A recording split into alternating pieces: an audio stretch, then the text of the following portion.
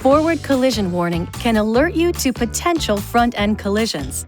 The system is designed to help prevent or reduce the effects of a potential accident. The system uses a radar behind the front bumper and a camera mounted in the center of the windshield.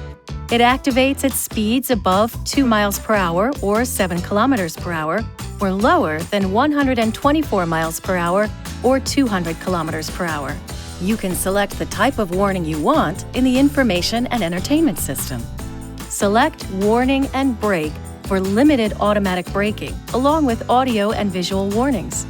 If you select Warning and Brake, the system will automatically apply additional braking force anytime it determines a potential collision and deems driver brake pressure insufficient.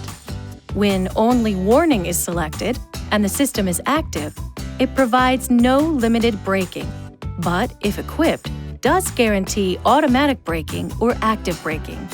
The forward collision warning system can be set to far, medium, or near, and can also be deactivated through the Information and Entertainment system.